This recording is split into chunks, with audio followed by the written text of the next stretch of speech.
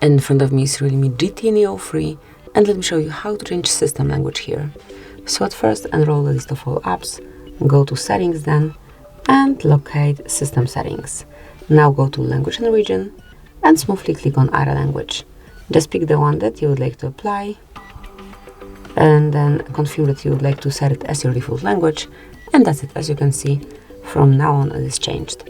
Then whenever you would like to change system language but using one from those listed here, all you need to do is to slide it up to the top of the list and then confirming that you would like to change it for the system one, for the system language. So that will be all. This is it. Thanks for watching. Please subscribe our channel and leave the thumbs up.